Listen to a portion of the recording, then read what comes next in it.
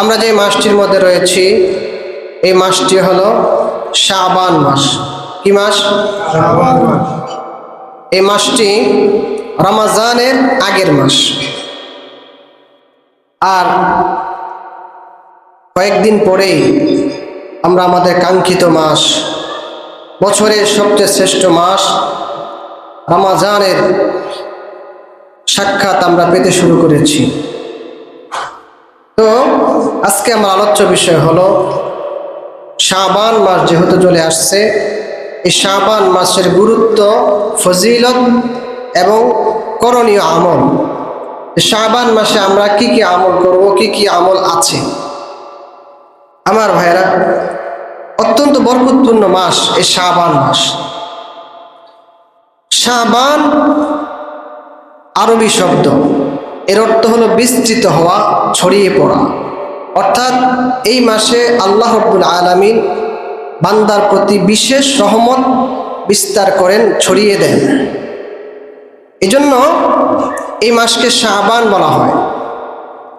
শেখ আব্দুল কাদের জিলানী রহমতুল্লাহ আলাইহি তিনি বলেন, শাবান লিখতে এই শব্দের মধ্যে 5টা অক্ষর আছে। এই 5টা অক্ষর দ্বারা 5টি জিনিসের প্রতি ইঙ্গিত করা হয়েছে। তিনি বলেন, এক নাম হলো শিন। শিন অর্থাৎ হলো সম্মান, শরফুল। আইন, আইন তে উলুউন তথা সমৃদ্ধি। বা, বাতে বিররু তথা নেকি। আলিফ, আলিফে উলফত তথা ভালোবাসা। নুন, নুনতে নূর তথা আলো। তিনি বলেন, কেউ যদি এই মাসটিতে নেক আমলের মধ্যে কাটাতে পারে তাহলে সে আল্লাহ পাকের পক্ষ থেকে সম্মান, সমৃদ্ধি, নেকি, ভালোবাসা এবং ঈমানের নূর অর্জন করতে পারবে। সুবহানাল্লাহ। আমার ভাইয়েরা, অত্যন্ত গুরুত্বপূর্ণ একটি মাস হলো এই শাবান মাস।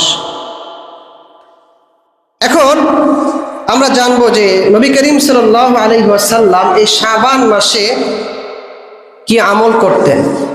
মনে রাখবেন, আমরা কোনো আমল তখনই করব যখন এটা কোরআনে থাকবে অথবা হাদিসে থাকবে। মানে আল্লাহ বলতে হবে না রাসূল এই কাজ করতে হবে, এর বাইরে কোনো কাজ করা জায়েজ নেই। তো আমরা এখন দেখব যে এই মাসে নবীজি কি আমল করতেন। কারণ নবী যে আমলটা করতেন আমরা সে আমলটাই করব, ঠিক কিনা বলেন? হাদিসটি আসছে বুখারী এবং মুসলিম শরীফের হাদিস। বর্ণনা করেছেন আম্মা জান আয়েশা সিদ্দিকা রাদিয়াল্লাহু তাআলা আনহা। আয়েশা সিদ্দিকা রাদিয়াল্লাহু তাআলা আনহা তিনি কে? তিনি কে? নবীজির স্ত্রী। নবীজির স্ত্রী। একটা মানুষ সম্পর্কে সবচেয়ে ভালো বলতে পারবে তার স্ত্রী, ঠিক কিনা? সবচেয়ে কাছ থেকে বেশি যাকে দেখে তিনি হলেন স্বামী স্ত্রী। হাদিসটি বর্ণনা করছেন আম্মা জান আয়েশা সিদ্দিকা রাদিয়াল্লাহু তাআলা আনহা। তিনি বলেন, আম্মা জান আয়েশা সিদ্দিকা রাদিয়াল্লাহু তাআলা আনহা বলেন, মা রাআইতু রাসূলুল্লাহি সাল্লাল্লাহু আলাইহি ওয়াসাল্লাম ইস্তাকমালা সিয়ামা শাহরিন ইল্লা রমাযান ওয়া মা রাআইতু আকসারা সিয়ামাম মিনহু ফি শাবান। আম্মা জান আয়েশা সিদ্দিকা রাদিয়াল্লাহু তাআলা আনহা বলেন, আমি নবীজিকে রমজান ব্যতীত পূর্ণ 1 মাস রোজা রাখতে অন্য কোনো মাসে দেখি নাই। তার মানে নবীজি শুধুই রমজান মাসে পূর্ণ 1 মাস রোজা রেখেছেন। আর তিনি বলেন, আমি নবীজিকে সবচেয়ে বেশি রমজানের পরে যেই মাসে সবচেয়ে বেশি রোজা রেখেছেন সেই মাসটি হলো রমজানের আগের মাস শাবান। তথা এই শাবান মাসে নবীজি সবচেয়ে বেশি বেশি রোজা রাখতেন। সুবহানাল্লাহ। নবীজি যেহেতু এই মাসে বেশি বেশি রোজা রাখতেন, তাহলে হাদিস থেকে আমরা জানতে পারলাম আমরা উম্মত হিসেবে আমাদের জন্য এই মাসে বেশি বেশি নফল রোজা রাখা। কেন? কারণ হলো এই মাস পরে হলো রমজান মাস। হঠাৎ করে আপনি রোজা রাখতে পারবেন না, আপনার জন্য কষ্ট হবে। প্র্যাকটিস স্বরূপ আপনি আগে থেকে যখন রোজা অভ্যস্ত হবেন, এই মাসে বেশি বেশি নফল রোজা রাখবেন, রমজানের রোজা আপনার জন্য রাখা কোনো কষ্ট হবে না। সুবহানাল্লাহ। তাহলে হাদিস থেকে আমরা জানতে পারলাম নবীজি এই মাসে বেশি বেশি নফল রোজা রাখতেন। আপনি আমি কি করব? বেশি বেশি নফল রোজা রাখবো। নবীজি এত বেশি নফল রোজা রাখতেন এই মাসে, সাহাবায়ে কেরাম তারা একজন সাহাবী এই কথা একদিন প্রশ্নই করে ফেললেন নবীজিকে, ইয়া রাসূলুল্লাহ, আমরা আপনাকে শাবান মাসে এত বেশি রোজা রাখতে দেখি যেটা অন্য কোনো মাসে দেখি না। সাহাবীর নাম হলো উসামা ইবনে যায়েদ রাদিয়াল্লাহু তাআলা আনহু। তিনি বলেন, ইয়া রাসূলুল্লাহ, আপনি শাবান মাসে এত বেশি নফল রোজা কেন রাখেন? নবীজি বললেন, দুইটি কারণে আমি শাবান মাসে বেশি বেশি নফল রোজা রাখি। কয়টি কারণ? দুইটি কারণ। এক নাম্বার, তিনি বলেন, ফিহি ইয়াগফুলুন নাস, এই মাসের মধ্যে মানুষ সবচেয়ে বেশি গাফেল থাকে।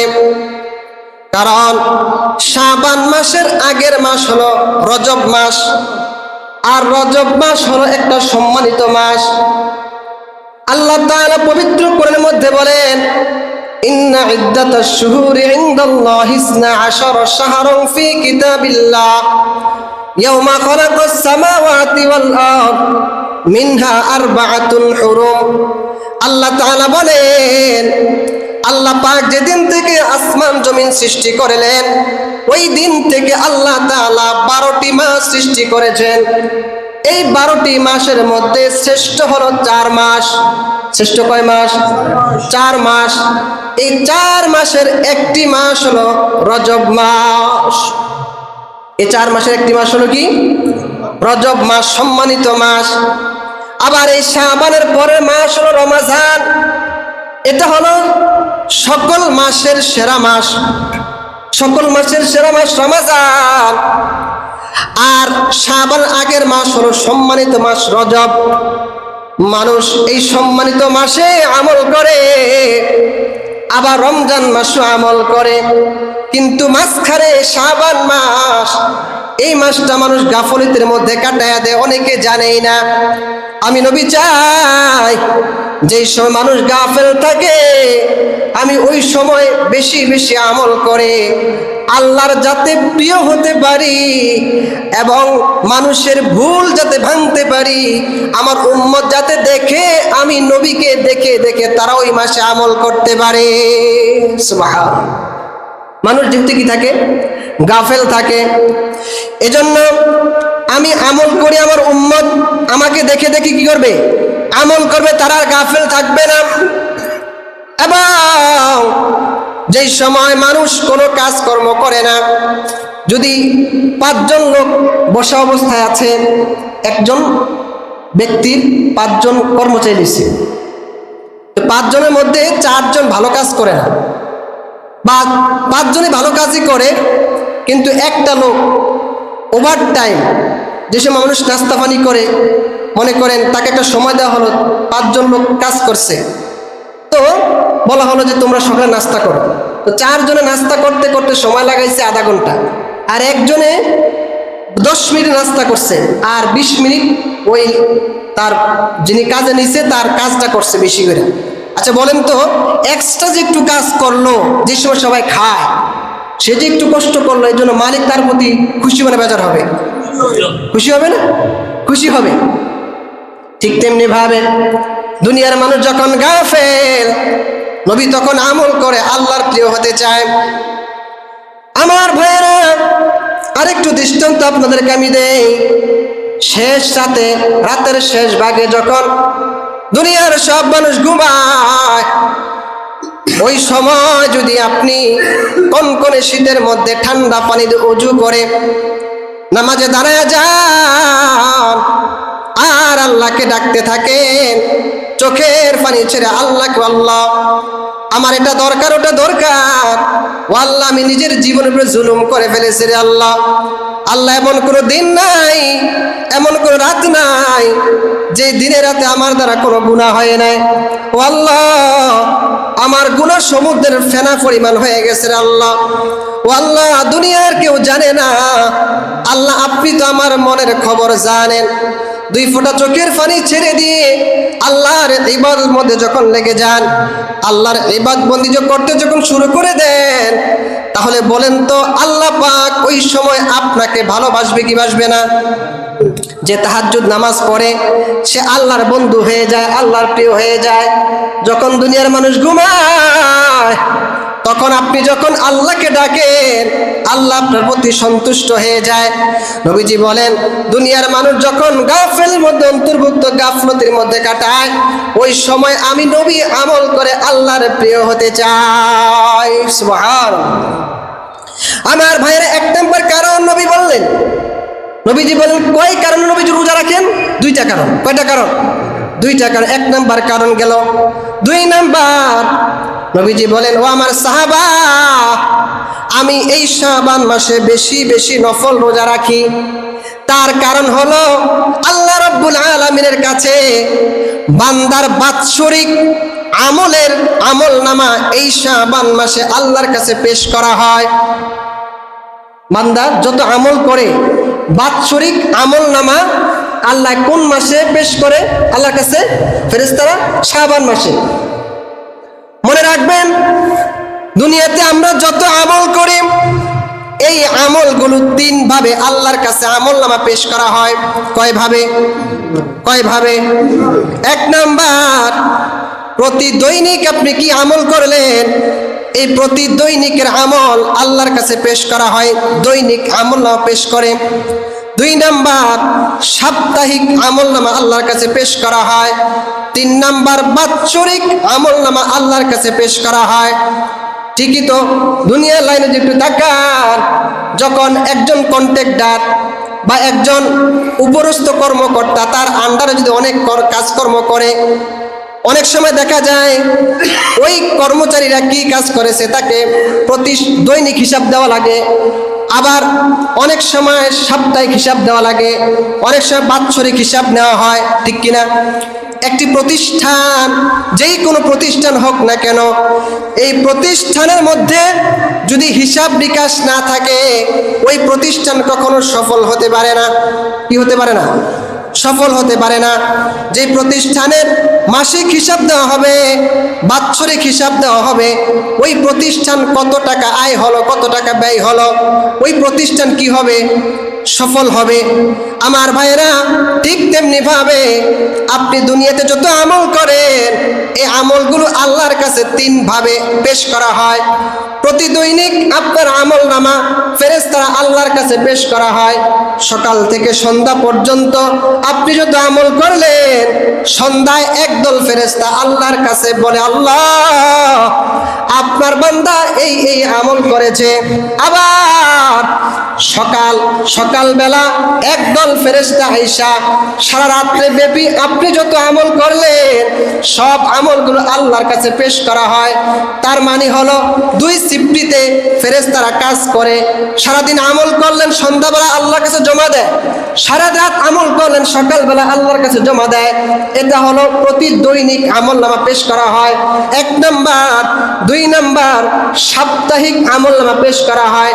আপনি যত আমল করলেন পুরা সপ্তাহব্যাপী প্রতি সপ্তাহের সোমবারে এবং বৃহস্পতিবারে আপনার সাপ্তাহিক আমলনামা আল্লাহর কাছে পেশ করা হয়। কিবারে? কিবারে? সোমবারে আর বৃহস্পতিবারে।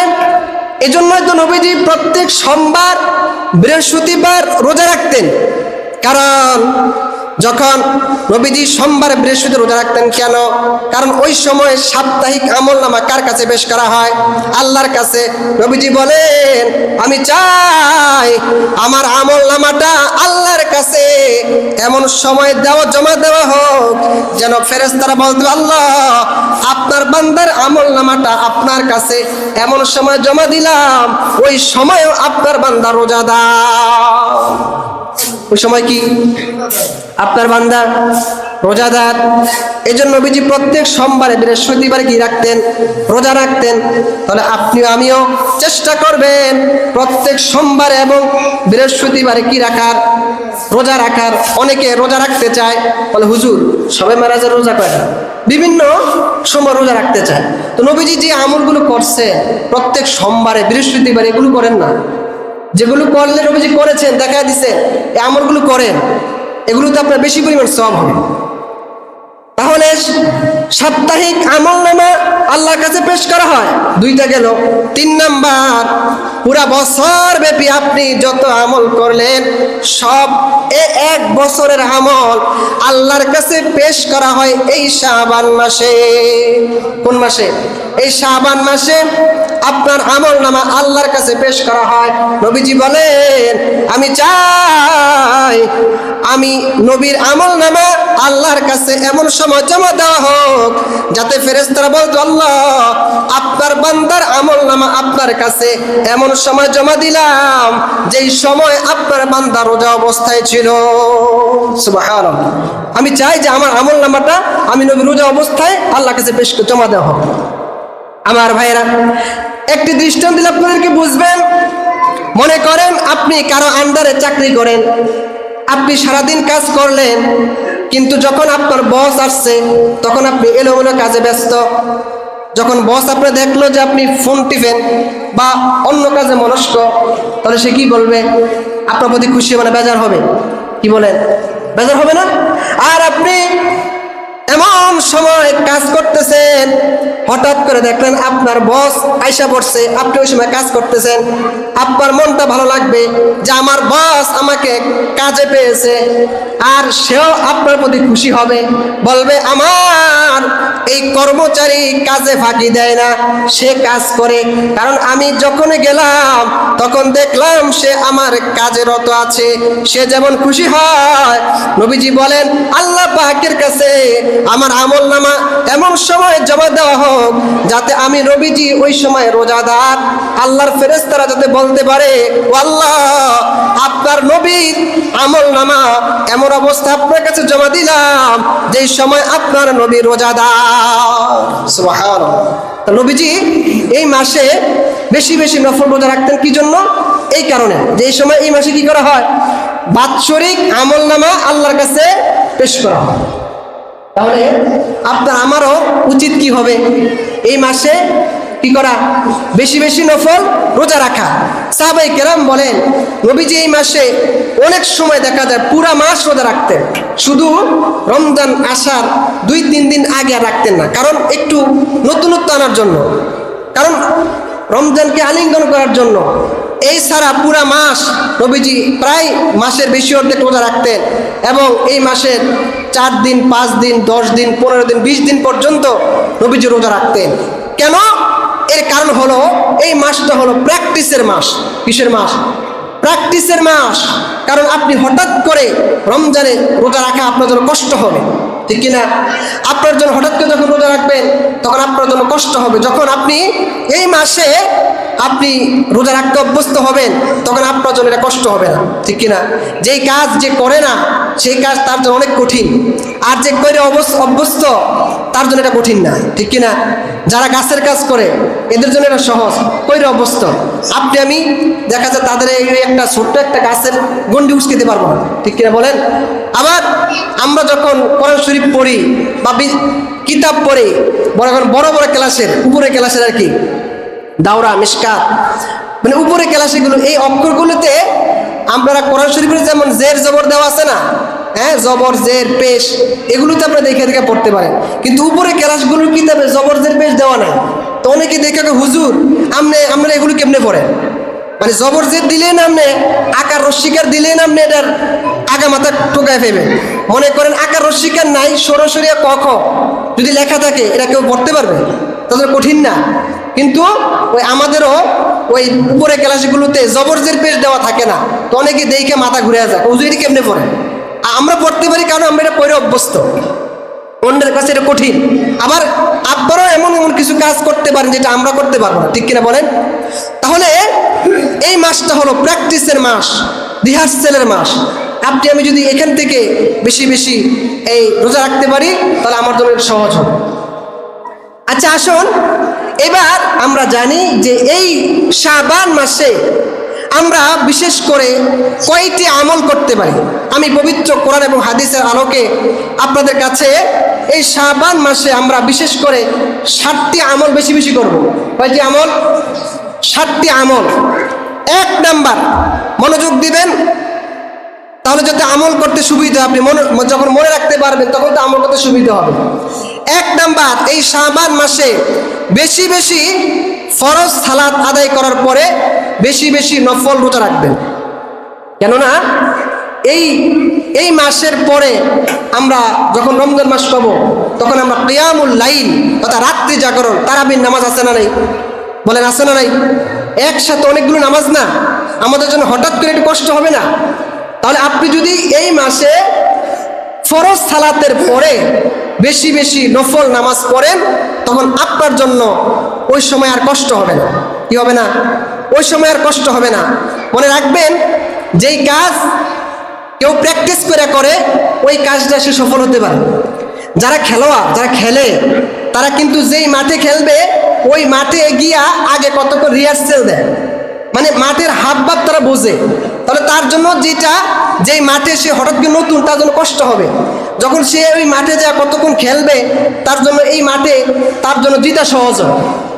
তাহলে আপনি আমি যদি রমজানে বেশি বেশি নফল নামাজ পড়তে চাই তাহলে আগের থেকেই অভ্যস্ত হতে হবে। তার মানে আপনি এই মাসে বেশি বেশি ফরজ সালাতের পর বেশি বেশি কি করবেন? নফল নামাজ পড়বেন। 1 নম্বর আমল। 2 নাম্বার, বেশি বেশি নফল রোজা রাখা। কি করা? বেশি বেশি নফল রোজা রাখা। কারণ এই নফল রোজার ব্যাপারে আমরা এতক্ষণ অনেকক্ষণ আলোচনা করলাম যে নবীজি এই মাসে কি করতেন? বেশি বেশি নফল রোজা রাখতেন। নবীজি এই মাসের পুরো মাস, প্রায় মাসের বেশি অর্ধেকই কি করতেন? এই শাবান মাসের নবীজি রোজা রাখতেন, নফল রোজা রাখতেন। কেন? যাতে করে এই মাসের পরে রমজান মাস হঠাৎ করে আমাদের রোজা রাখা কষ্ট হবে। আমি যদি এই মাসে থেকে বেশি বেশি নফল রোজা রাখতে পারি তাহলে আমার জন্য রমজান রোজাটা মোটেও কি হবে না? কষ্ট হবে না। ঠিক আছে? আমাদের কি হবে না? মোটেও কষ্ট হবে না। তাহলে 2 নম্বর আমল হলো আপনারা এই মাসে বেশি বেশি নফল রোজা রাখবেন। 2 নম্বর আমল। 3 নম্বর, বিগত বছরের অনেকের রোজাগুলো, রমজান রোজা কাজা আছে, বিশেষ করে মা বোনদের, তাদের মাসিক একটা সমস্যা, এর কারণে মা বোনরা অনেক রোজা অনেকের রাখা হয় না আল্লাহ পাকের পক্ষ থেকে। তো এটা শরীয়ত তাকে ছাড় দিছে, ওই সময় মা বোনরা বিশেষ করে রোজা রাখতে পারেন না।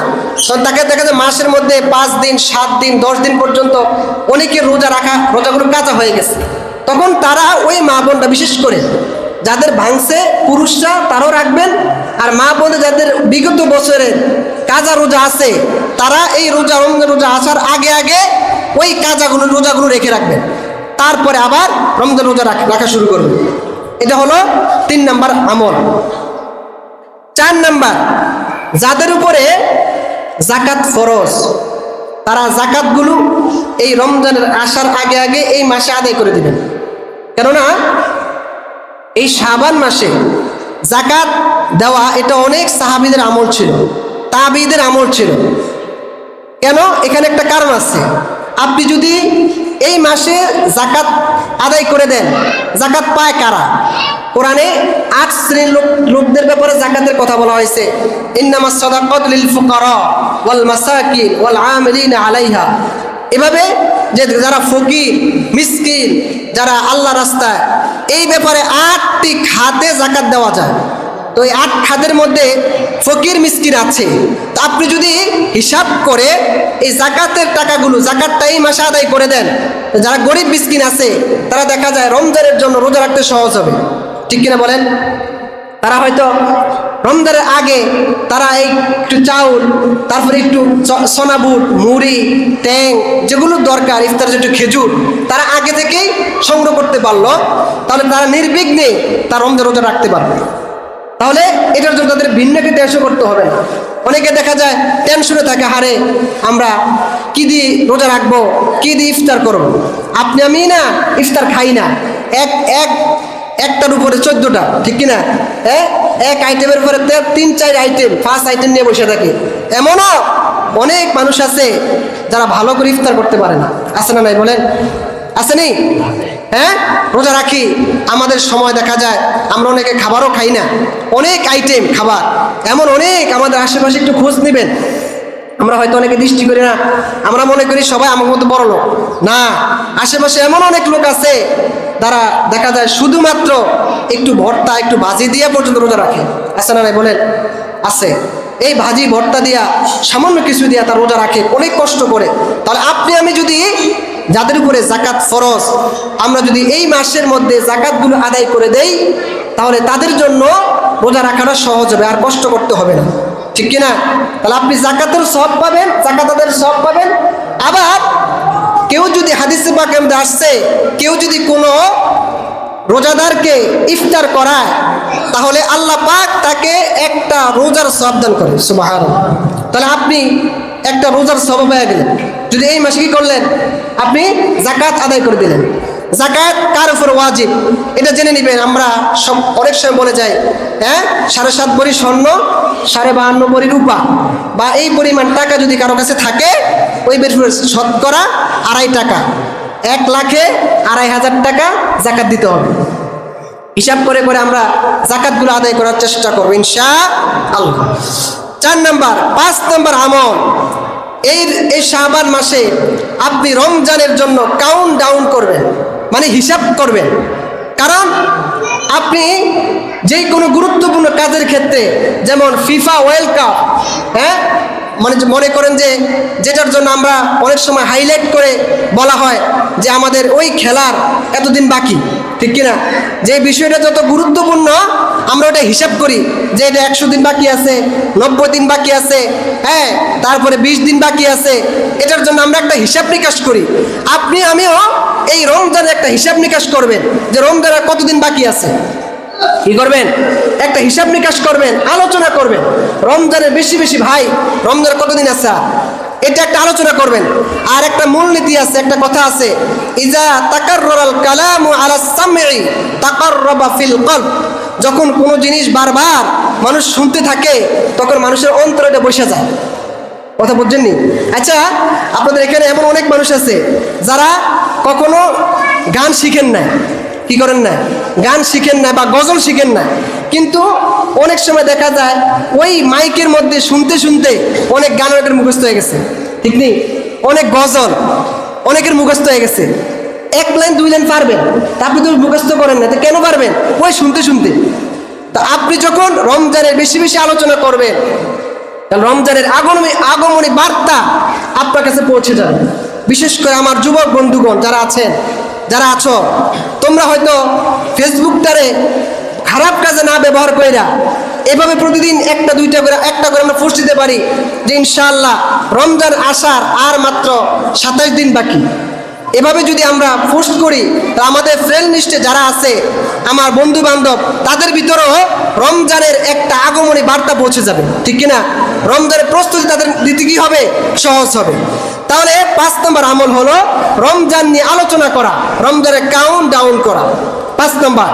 6 নম্বর আমল হলো রমজান আসার আগেই রমজানের মাসালগুলো জানা, যে কোন কারণে রোজা, মানে রোজা রাখলে কোন অবস্থা রোজা রাখা লাগে, কোন অবস্থা রোজা রাখা যায় না, কোন কাজ করলে রোজা ভেঙে যায়, কোন কাজ রোজা রাইখা কোন কোন কাজ না করা উচিত, রোজা রাইখা রক্ত দেওয়া যাবে কিনা, রোজা রাইখা ইনজেকশন করা যাবে কিনা, এমন অনেক প্রশ্ন আছে না? এই রমজান আসার আগে এই মাসালগুলো আপনার জানা দরকার। ঠিক কিনা? অনেকে প্রশ্ন করে রমজানের মধ্যে, হুজুর রোজা রাখছি, থুতু তো গিলে ফেলছি, এমন এটা কি রোজা আছে না নাই? এমন অনেকগুলো মাসাইল আছে। তাহলে আপনি আমি রমজান আসার আগে আগে এই মাসাইলগুলো আগে ভাগে জানা, কি করা? আগে ভাগে জানা। 6 নাম্বার। 7 নাম্বার, রমজান আসার আগে রমজানের প্রস্তুতি নেওয়া। কি করা? রমজান আসার আগে কি করা? রমজানের প্রস্তুতি নেওয়া। মনে রাখবেন, আমরা যখন কোনো ভালো গুরুত্বপূর্ণ কোনো কাজ করি, এটার জন্য কিন্তু আগে থেকে একটা প্ল্যান করি কি করি না বলেন? মনে করেন আপনার মেয়ের বিবাহ, তাহলে আপনি মেয়ের বিবাহ, ছেলের বিবাহ আয়োজনটা, আপনি প্ল্যানটা কি 2 দিন আগে করেন নাকি 1 মাস আগে থেকে করেন?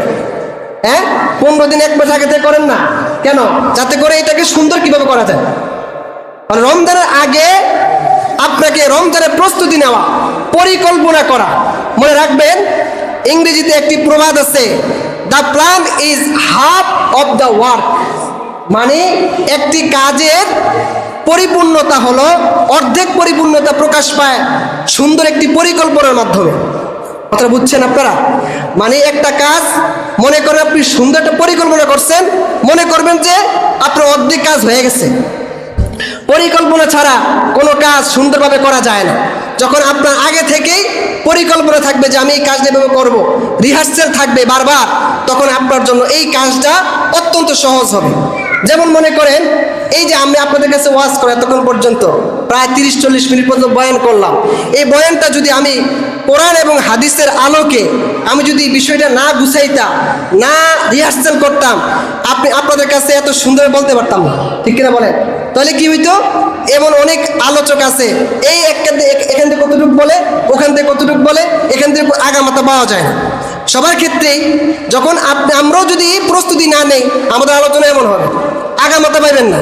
কোন বিষয়ে আলোচনা করছে এটা বুঝতে পারবেন না। যখন আপনাকে আমাকে পড়াশোনা থাকবে, তখন ওই আলোচনা সুন্দর হবে। ঠিক তেমনিভাবে কোনো কাজের যখন প্ল্যান থাকবে, পরিকল্পনা থাকবে, তখন ওই কাজটা আপনাদের সহজ হবে। অনেকে রমজান রোজা রাখবেন, ওই প্রস্তুতি নিতে দেখা যায় রমজানের শেষ, অনেক সময় শুরু করার আগেই রমজান শেষ হয়ে যায়। আপনি যদি আগে থেকেই রমজানের কেনাকাটা যা কিছু করা দরকার আগে থেকে যদি প্রস্তুতি নিয়ে থাকেন, যে আমি রমজানের চাঁদ যখন দেখব, তখন আমি গাও গোসল দিয়ে পরিষ্কার হয়ে আমি একনিষ্ঠভাবে রমজানের জন্য প্রস্তুতি হয়ে আমি নামাজ এবং রোজার মধ্যে নিমগ্ন হয়ে যাব। দুনিয়ার কোনো ঝামেলা যাতে আমাদেরকে না পায়। আমাকে সব কাজ যদি রমজান আগে আমাকে গুছাইতে পারি, তাহলে রমজানটা আমরা সুন্দরভাবে কাটাতে পারবো। আমার ভাইরা, সাহাবাই কেরাম, তারা রমজানের প্রস্তুতি নিতেন প্রায় 6 মাস আগে থেকে। কয় মাস আগে থেকে? কয় মাস? 6 মাস। 6 মাস আগে থেকে রমজানের প্রস্তুতি নিতে, যে তাদের যত কর্ম আছে, সব কাজকর্ম তারা 6 মাস আগে থেকে আস্তে আস্তে গুছাইতে শুরু করতেন এবং রমজানের প্রস্তুতি নিতেন। তাহলে আমার ভাইরা, যে জিনিসের গুরুত্ব যার কাছে যত বেশি, ওই জিনিসের প্রস্তুতি তার কাছে তত বেশি। রমজান আমাদের কাছে গুরুত্বপূর্ণ কিনা বলেন?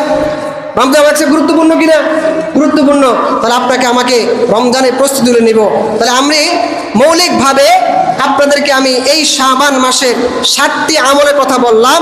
1 নাম্বার, ফরজ সালাতের পাশাপাশি বেশি বেশি নফল নামাজ পড়বেন এই মাসে, 1 নাম্বার। 2 নাম্বার, বেশি বেশি নফল রোজা রাখবেন।